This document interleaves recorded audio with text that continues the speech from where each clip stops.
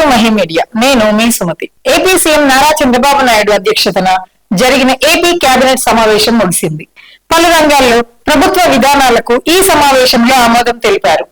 AP maritime policy, textile garment policy, IT global capability centres పాలసీలకు రాష్ట్ర మంత్రివర్గం పచ్చజెండా ఊపింది. అంతేకాదు పులివెందుల ఉద్దానం, డోన్, తాగునీటి ప్రాజెక్టులను కేబినెట్ ఆమోదించింది. హోమియోపతి, ఆయుర్వేద ప్రాక్టీషనర్ రిజిస్ట్రేషన్ చట్ట సవరణను కూడా సమావేశంలో ఆమోదం లభించింది. ప్రధానమంత్రి ఆవాస్ యోజన, గిరిజన గృహ పథకం అమలు, ఇంటిగ్రేటెడ్ టూరిజం పాలసీ, క్రీడా విధానంలో మార్పులకు మంత్రివర్గం ఆమోదం తెలిపింది. ఈ కేబినెట్ భేటీలో బియ్యం అక్రమ రవాణా అంశం కూడా చర్చించారు. ప్రభుత్వానికి ఈ మాఫియా సవాల్గా మారిందని, దీనికి అడ్డుకట్ట వేస్తామని సీఎం చంద్రబాబు చెప్పారు. కాకినాడ పోర్టులో అరబిందో సంస్థ 41% వాటాను లాగేసుకుందని ఆరోపించారు.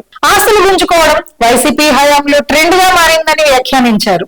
ఇక కేంద్ర ప్రభుత్వ పథకం జల్ జీవన్ మిషన్ పథకం రాష్ట్రంలో అమలు చేయడంలో ఆలస్యం జరుగుతుండడం పట్ల చంద్రబాబు అసంతృప్తి వ్యక్తం చేశారు. జల్ జీవన్ మిషన్ వంటి ప్రాధాన్య పథకం ఇంకా డిపిఆర్ స్థాయిని దాటకపోవడం ఏంటని అధికారులను ప్రశ్నించారు. ఈ సందర్భంగా డిప్యూటీ సీఎం, తాగునీటి శాఖ మంత్రి పవన్ కళ్యాణ్ కూడా మాట్లాడారు. జల్ జీవన్ మిషన్ ను ఏపీ సద్వినియోగం చేసుకోవడం లేదని ఢిల్లీలో కూడా చెప్పుకుంటున్నారని వెల్లడించారు. అధికారుల ఉదాసీనత వల్లే ఈ పథకం ఆలస్యం అవుతుందని చంద్రబాబు ఆగ్రహం వ్యక్తం చేశారు. మంత్రి నారా లోకేష్ కూడా ఈ పథకంపై స్పందించారు. ఇది అందరికీ చేరువయ్యే భారీ ప్రాజెక్ట్ అని, దీన్ని మిషన్ మోడ్ లో ముందుకు తీసుకెళ్లడం ద్వారా అద్భుతమైన ఫలితాలు సాధించవచ్చని స్పష్టం చేశారు.